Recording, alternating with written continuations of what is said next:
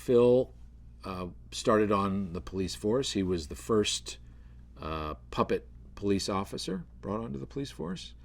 He was teamed up with his partner Edwards, Connie Edwards, played by Melissa.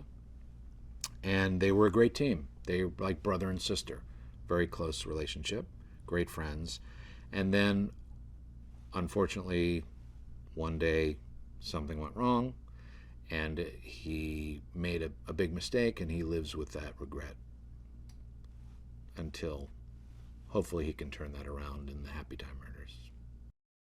She's one of those people that can just say potato chip, and you laugh your ass off. I laughed so much with her. It was so hard to get through some scenes, to just try and stay, because, you're doing all this, and he starts to quiver because I'm trying to hold my laugh, and he's shaking, and I know now the take is no good, but she's hysterical in it. So it was really challenging to try not to break up so that I didn't blow her performances. But, man, we had a great time. She's so open. We really spent time working and talking about who they were together, for each scene, and talked about dialogue, played around with a lot of scenes and dialogue. She's amazing. She was great. I mean, emotional stuff. To be able to work off of an inanimate object, to be able to draw on that kind of emotion that she needed for various scenes, to be funny, to be quick, to be smart, strong, was just a thrill for me. So much fun. I loved working with her. I mean, I kind of feel like I'm cheating on Melissa because I had so much fun working with with Maya. She, again, the emotion that she brings, the subtlety of emotion that she brings to her character, and these moments, and doing something just a little bit different each time, just to make it a little bit different. She just fascinated me. He is literally the perfect person for this. This was a passion project for him, something he really believed in and wanted to do and has hung on to and has been trying to get done for many years. He, first of all, just has a complete understanding of the puppet world and what it takes to bring that world to life, how to direct puppeteers as actors and not as things. He invests just as much guidance and the directing side of things to the puppet characters as he does with people, because they're equally valuable in this project, obviously, because it's about puppets and people. He is incredibly patient. You need, I think, to have a lot of patience to do a film like this. People have no idea what it takes to have to prepare and direct for a film like this with puppets and people. Many of the sets are raised about 3.5 to 4 feet above the ground on steel deck 4x4, 4 foot by 4 foot steel deck squares, so that we can kind of create a puzzle to remove certain squares when we need to be in a space that's next to a human who's standing on that 4-foot riser, because we work standing up. We prefer to work standing up on a stage. That's the ideal situation. So sets kind of, there's a blueprint that gets created for each scene to figure out, well, now we know what the blocking is. How do we make this look like the puppets are really standing and moving effortlessly next to humans?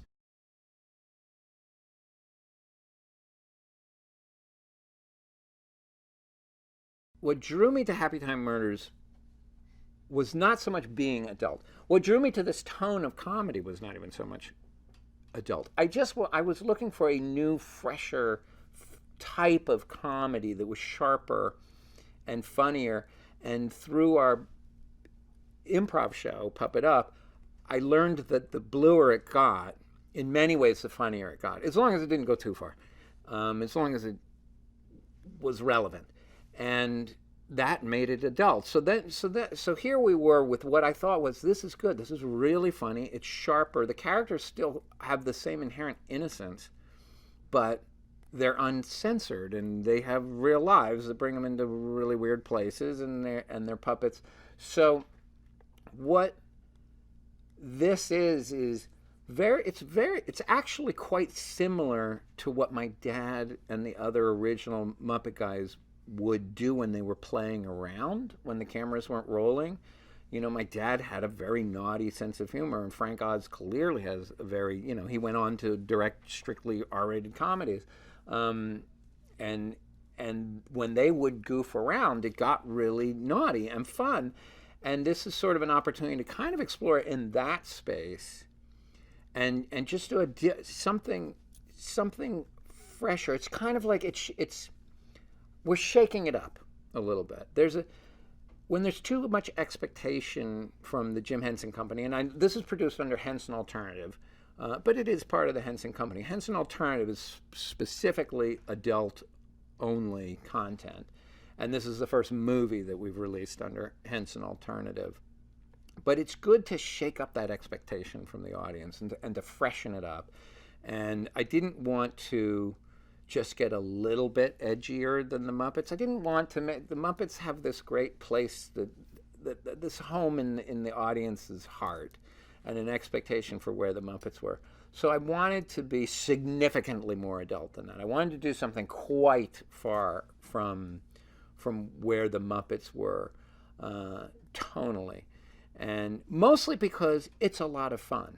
It's just a lot of fun to do it and to explore, because actually the story of this movie could have been done in a Muppet style. It could have, you know, this story could have been told by the Muppets in a PG film.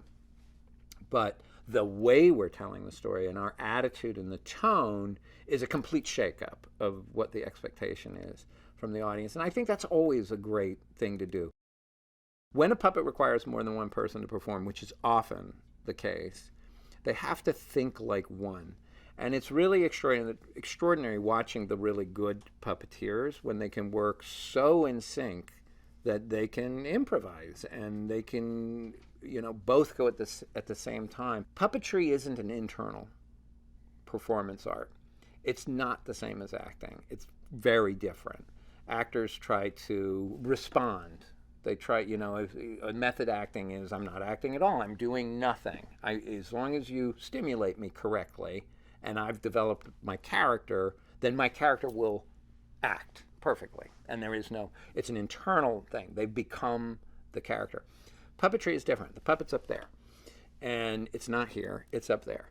And sometimes the puppet develops a personality that even surprises me. Like when I'm improvising sometimes in our stage show, the puppet will say things that I didn't expect the puppet to say. I know that sounds really weird, but I'll walk into a scene thinking this is the character I'm going to do, and then the character opens, and then I start performing, and something else comes out.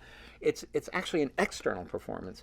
You're projecting a living, breathing personality into that puppet, and then when multiple performers are working, because it's this external process, they're all bringing that thing to life. And for some weird, cool reason, multiple performers can all just sort of lock in, and that character now has one brain that's driving the whole thing. And it's really quite extraordinary to watch.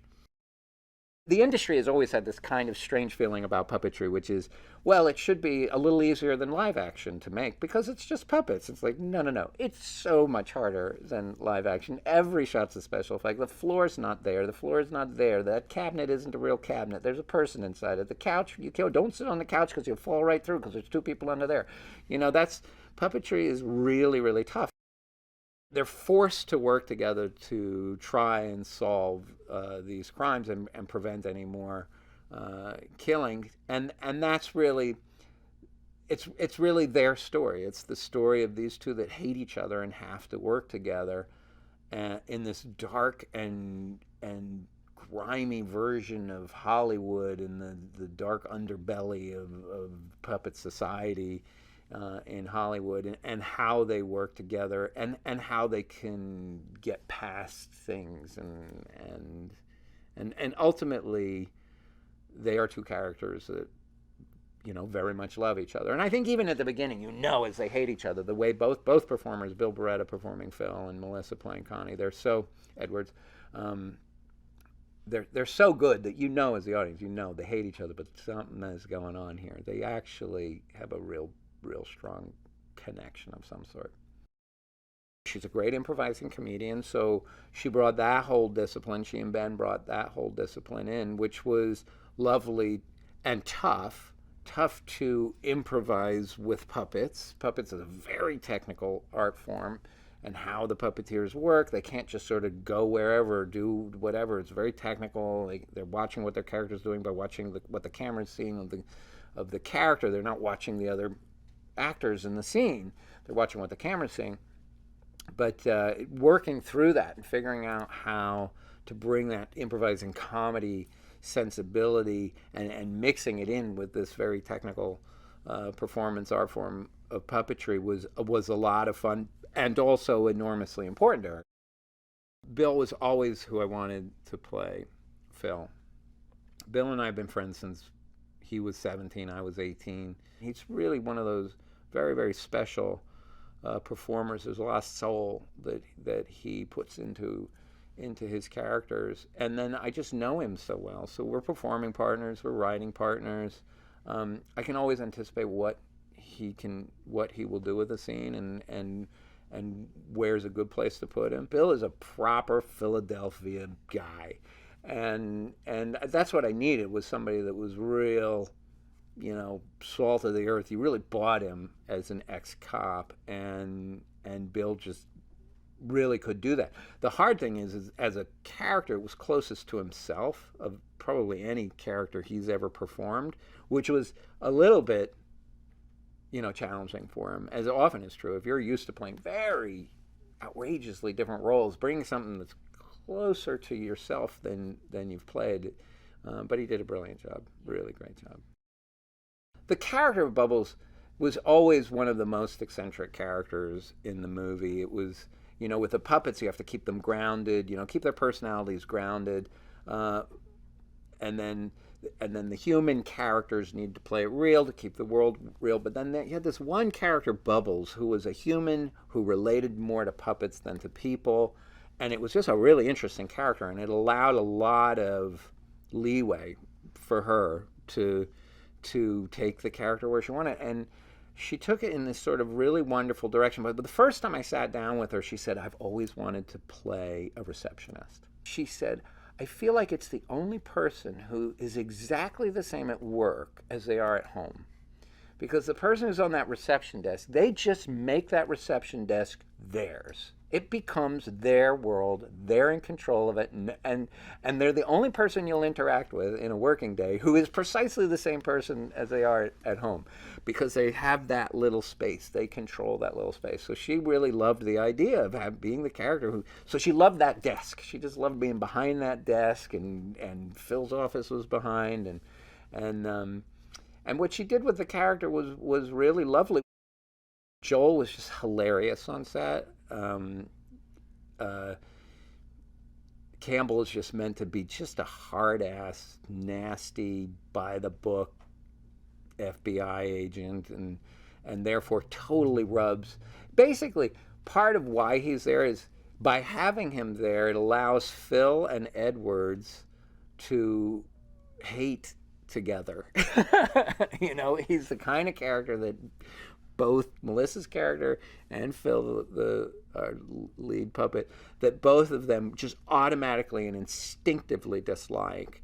And that helps to bring them together, to have sort of a nemesis. And Joel was very surprising. He's such an engaging person to work with, and he was full of ideas and different ridiculous ideas, and he was just fun and engaging and fun to have on set. Leslie is just kind of just lovable as Banning and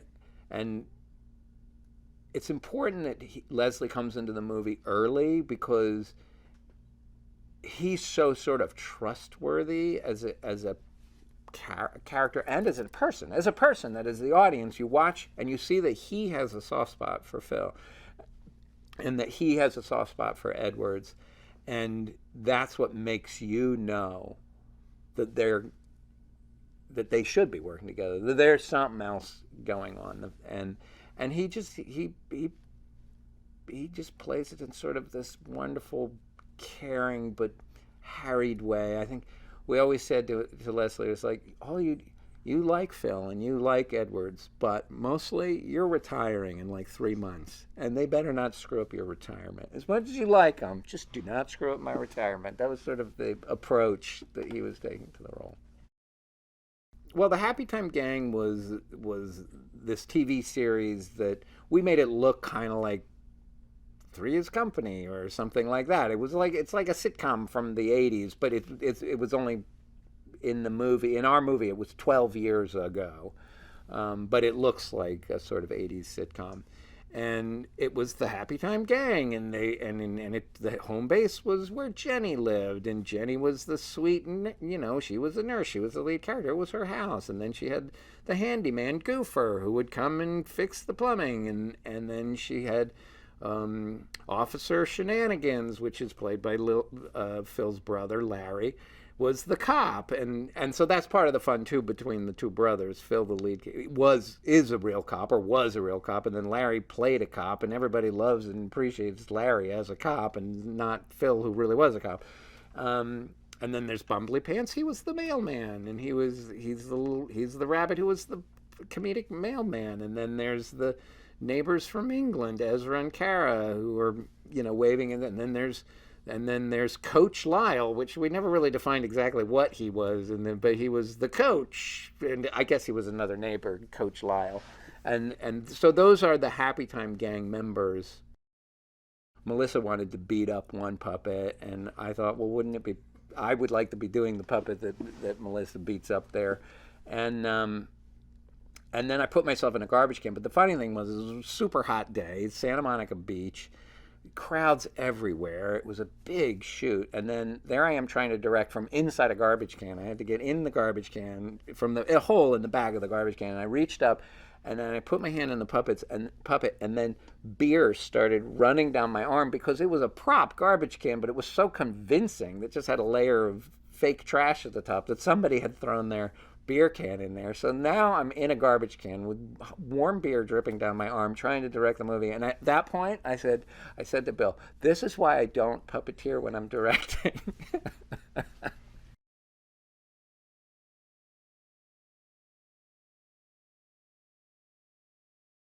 What I really love about Jenny is that she is wearing it's all facade. She's wearing a lot of masks. I think that Jenny, was one of those girls who arrived in Hollywood off the bus, literally, with $4, and probably lived in a car for a minute and befriended a lot of puppets.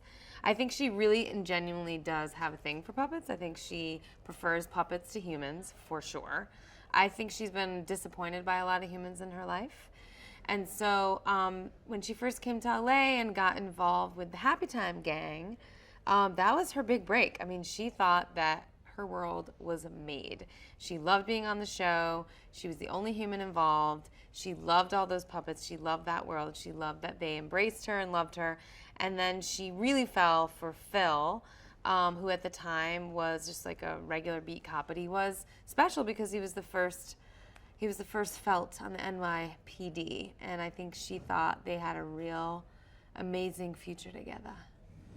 And then it all went sideways.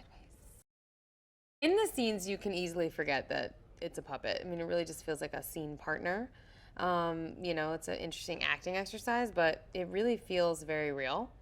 The difference is that when you're on set, there's holes in the floor, and there's a lot of, height differences that have to be addressed, and there's a lot of green screen and people walking around in green that have to be addressed, and then there's a lot of start and stop for the little things that the puppets, we really want them to be animated in a way that feels as realistic as possible, but the puppets, so every once in a while, like, their hand doesn't really let go of a gun, there's just certain things that they can't really do as easily, and so it's a bit it's all those little technical issues that come up that luckily we have a great director who knows the world of puppets inside and out in Brian Henson, and he's, I think, very trusted by all the performers here and really understands that little nuance, and really wants it to be as perfect as possible when the puppets are featured on screen. First of all, they're amazing, genuine human beings, but they're incredible performers, both of them in their own right. And working with Melissa, I mean, she's a comedic genius, and I love being with women on set. It's very rare that I'm with a bunch of women on set. To get to come to set and work with both Melissa and Maya is like, this is a dream day for me as an actor. And knowing that there's a sensibility shared between us, that you can be silly and fail and say dumb jokes that might not work in the moment, and it's okay, and they're going to help you, and it's great. I mean, I feel very safe in this environment. I've always thought that the artistry of puppeteering is pretty amazing and something to be celebrated. So really one of the things I'm excited about is just people seeing the interaction in a real way, in something that feels like it belongs on the big screen, in this very sort of noir murder mystery thriller. Like, it's very fun to do, and the fact that we've embodied them with the characteristics of very modern, real people. They swear, they love, they have sex, they're doing adult things that adults do, and I think there's a nostalgia for puppets for people that are older, and then a real intense interest for people that are younger, and I think it's a great recipe. I did exactly 1/2 hour of training of pole dancing to perform in this film, and I'm pretty sure it shows. I did get around the pole a few times, so I feel really good about that. I had almost zero control of how many times I would go around, how fast, and when, and how I would land. But I think it's going to work in the movie. I have a lot of bruises, and I'm very sore. But I will say a lot of it came naturally. It's so ambitious what Brian is trying to do, with the action and sort of the little bit of the gore element and the funny. Comedy is very hard to do. And I find that, it's all about tone, and he's really preserving like a really specific tone on the movie. And I think if we hit it right, it's a total home run.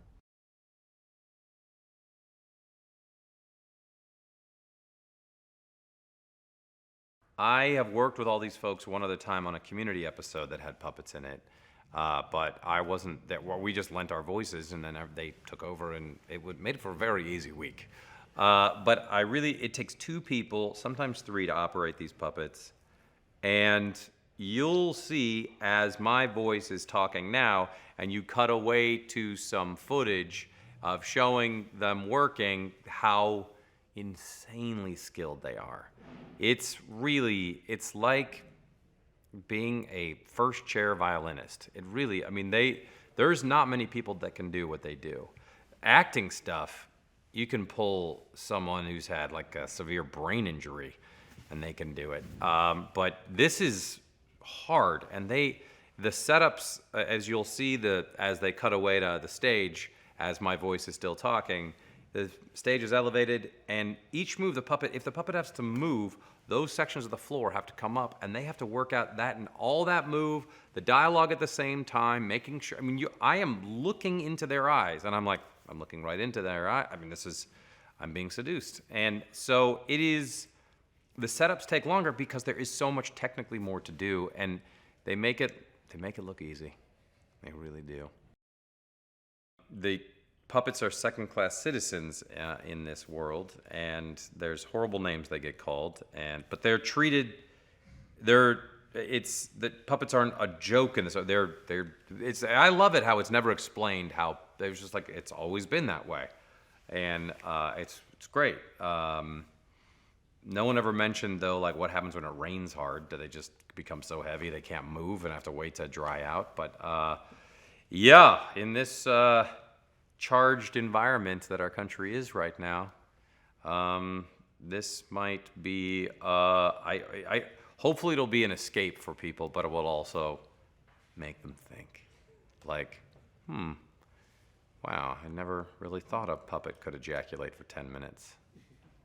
That should bring America together. Edwards and Phil Phillips, their character's name, Edwards being Melissa's character, they were partners, and then something happened. And it was so bad, they broke up, but more so, no puppets were allowed to be on the police force because something bad and violent happened.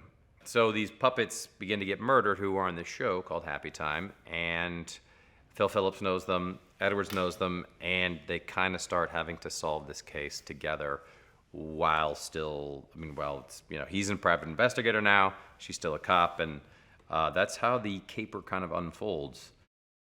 It's an amazing thing to watch because it is like they've learned a whole other language, a whole other way to perform, and you don't, when you're shooting, you don't even see them. You just look at the puppet, and the puppet's alive. And then as soon as they yell cut, the puppet dies. And his eyes are like that. But it really is an extraordinary thing to watch them work, because I would be so bad at it. But boy, they have a skill set that is very specific, and it is, I can't imagine the level of training and the level of time, the level of practice, the level of rehearsal. It is really something, and you just have to be talented in that department. Sure, when the apocalypse hits, they'll be useless. But right now, in this wonderful society that has a lot of disposable income, we can make great movies.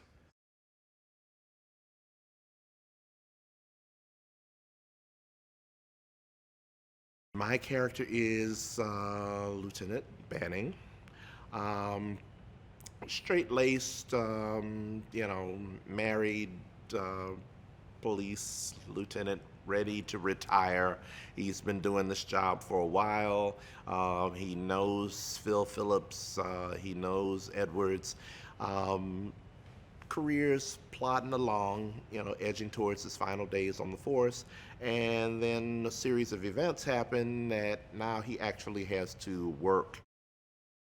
Reading the script at first, I thought, it's going to be difficult. There's going to be a person there, and then there's going to be a puppet, and then I'm going to have to not talk to the person and then address the puppet. But after about 5 minutes on set, forgetting about the person that's holding that puppet up, the puppets are so intricate and so elaborate that it's very easy to forget about that person over there, and just focus on that puppet, which is going to come across on camera. She is extremely creative, very hands-on, fun to work with. I have laughed from, the moment I get here in the morning, I'm laughing until the moment I leave, and when I get home, I'm still laughing. It hasn't felt like work. It's just been a joy to be able to do that. Nobody's acting crazy, or she allows you to have input into the scenes, and she allows you to play. She's a great believer in the art of playing while you act, and then that facilitates the creativity and bumps it up, 12-fold, and that's why her movies are always so fantastic. So it's a privilege to be able to work with her.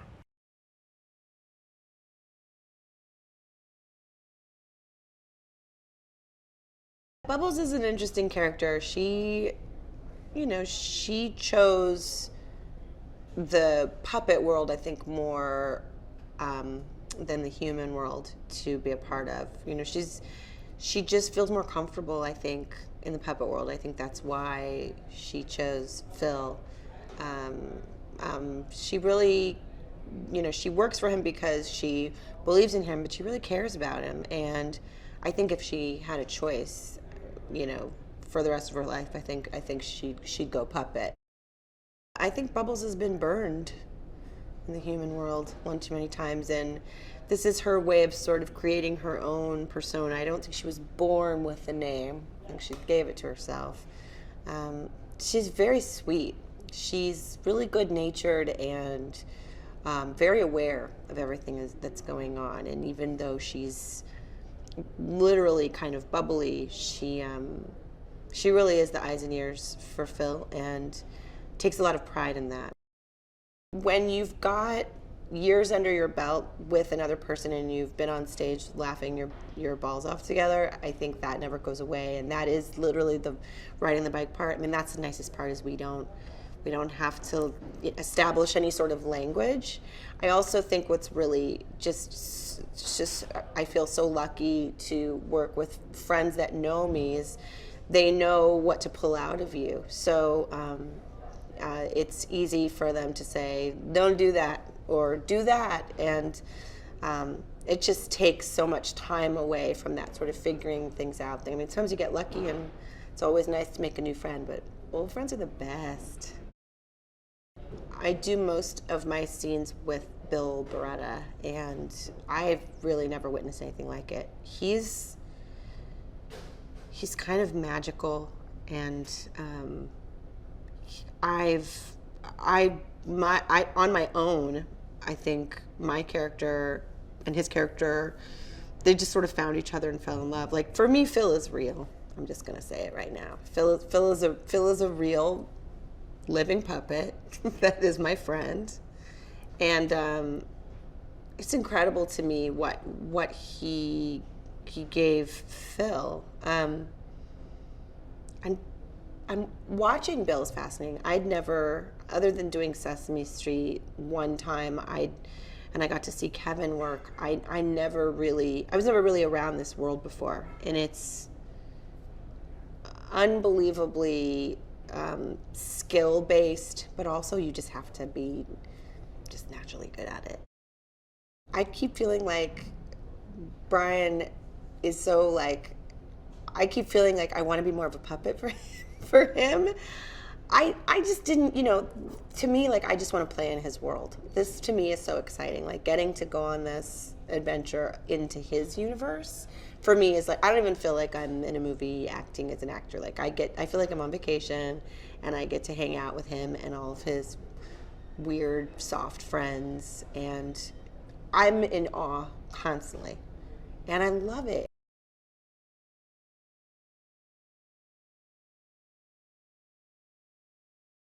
I love I'm such a sucker for like a good like buddy cop thing. That dynamic between partners is I have a lot of cops in my family, and I just think there's something so special. And we've all grown up watching these like great cop shows and cop movies, and there's such a loyalty that I really love playing with that. And it's just somebody who knows you so well, and you can poke each other's buttons. And I always think it's an amazing device for a story and a great thing for comedy. Just being around it and seeing the technique, it's like everything is different with the puppets. It's like getting up out of a chair and taking 2 steps towards a desk. I'm like, so the puppeteer does it. And they're like, they do, but then it's a transfer of puppets. It's a different puppet. We have to take out the floor, which I was like, what? What do you mean the floors come up? And they're like, we build everything, every single set is built up on, what are these, like 5-foot risers? Like the whole floor is up 5 feet. And depending on wherever the puppet is moving, they take out the floors in these little huge squares. I said little, and I was like, I'm not the one lifting them. They're pretty big squares. And the puppeteers, it's like their optimum way of working is standing with the puppet above them. So taking 2-3 steps, sometimes it's like, it's a different rig, it's a dolly system. No, and then every time I think I know what it is, like, so we're going to take the squares out, they're like, no, this one's a dolly. I'm like, right, this one's a dolly. And then the next time I'm like, so this one's a dolly? They're like, no, we got to take the squares out. And this is a totally different puppet. Like, I think once I guessed it right, and it was I was just kind of taking a stab at it. Everybody in that puppet workshop, I mean, they're mad, crazy scientists and artists. They can make these puppets. I mean, I literally wrote something where Sandra, it was already really funny that she was like above me in this plane, and like, I don't see her because she's like a spider. And I was like, oh, what if she fell down and like her legs wrapped around me? And everyone's like, well, it's a puppet, so her legs aren't real. I'm always like, right. But could she do that?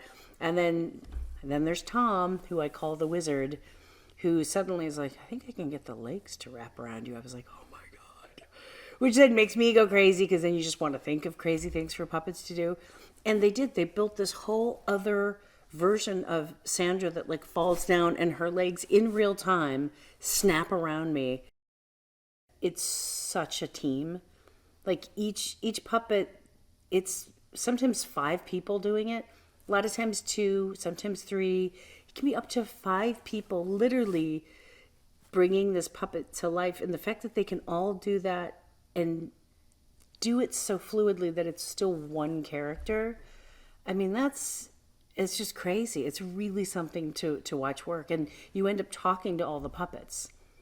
And then you have to remind yourself, like, I'm talking to a puppet. Like, the camera's not rolling, and I'm just chatting away to a wolf puppet. Like, I've had, like, full conversations, and I was like, I'm sorry. I'm not looking at the puppeteer. I was, like, busy talking to the wolf. Bill Beretta is so good.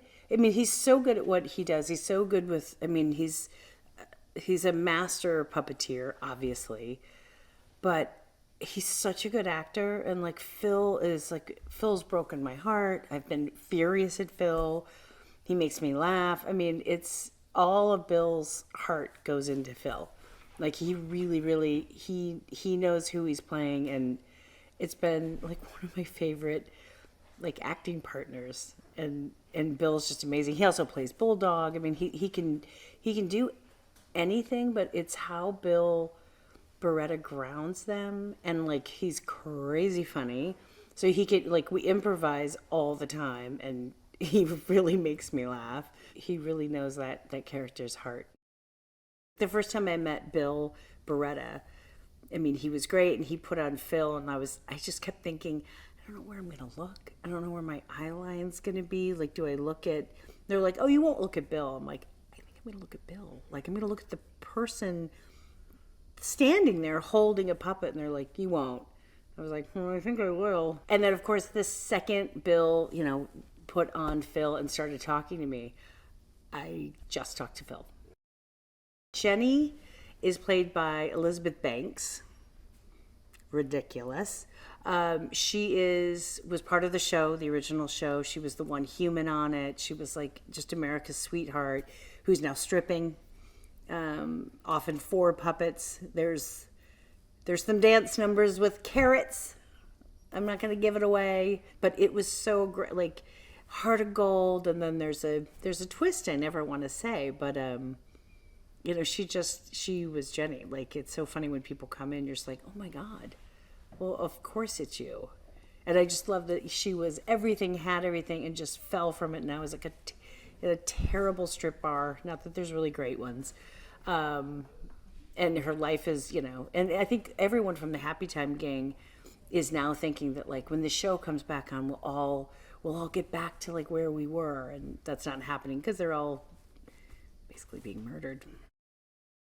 Miss Maya Rudolph is Bubbles, and she literally, truly is Bubbles. Like, I feel like she didn't play Bubbles. I was like, oh my God, Maya is Bubbles.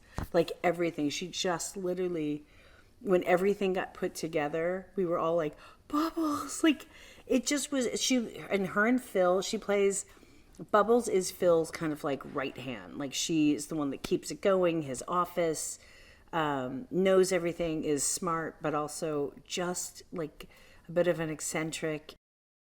She's so remarkable. I don't even have the adjectives to describe Maya. So funny, and all of that goodness. She's also one of the kindest, nicest people I've ever met. And I think all of that, just like, you literally feel it through the lens. Like, you feel what a wonderful person Maya is, and Maya doing Bubbles is like, it's perfect.